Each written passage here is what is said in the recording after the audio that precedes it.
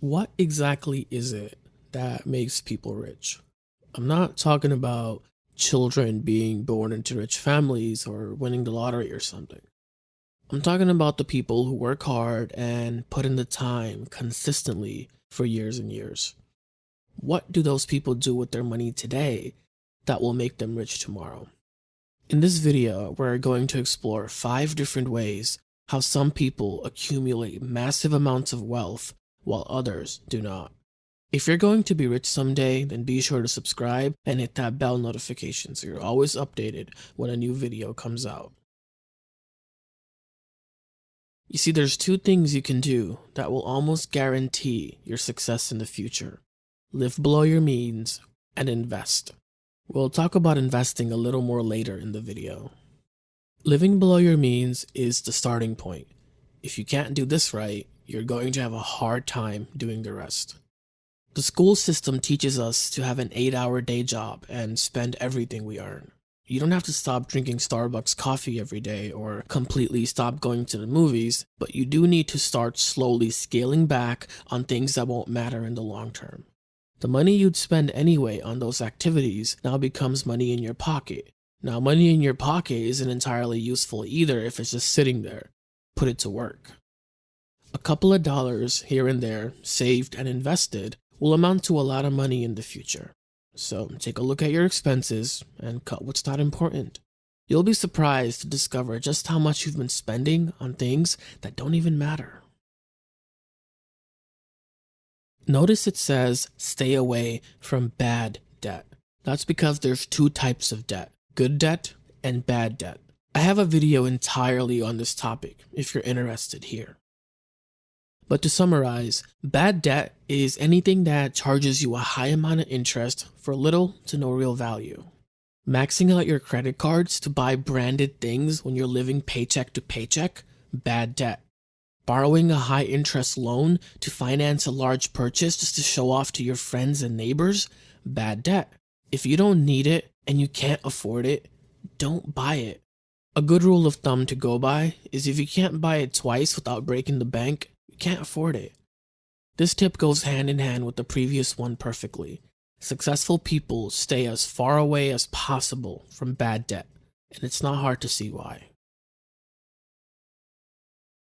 You probably heard this one before, but the greatest investment you can make is in yourself. It's not all just mumbo jumbo nonsense.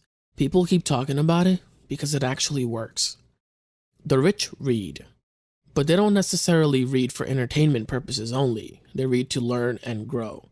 According to entrepreneur.com, 85% of the rich read at least 2 or more self-improvement books a month. While Johnny over here, with his Gucci belt and $600 sneakers, can't figure out what he's doing wrong.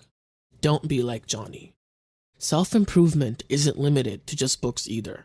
You can take online courses on your profession. There's also webinars and direct coaching. The internet has made information so readily available that so many people take it for granted. I mean, YouTube alone is full of value if you look for it. If you're watching this video, then I want to give you a virtual high five for seeking knowledge. Remember what we kind of touched upon earlier about putting your money to work? Well, the rich put their money to work.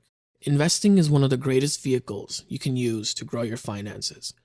While saving your money in a high-yield savings account is an okay way to make some extra cash on the side, investing is a different beast entirely. Investing is what will do the heavy lifting when it comes to your net worth.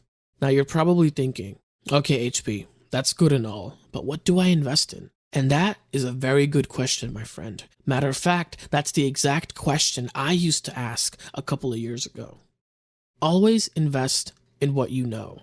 Take the stock market, for example. Now it's easier than ever to buy stocks thanks to apps like Robinhood and M1 Finance.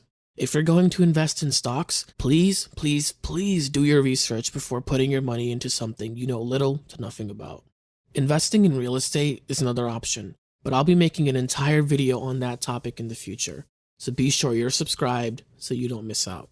All in all, when you invest, you need to understand that there's always a risk factor. I only invest money I can go without. You should never invest more than what you can afford to lose.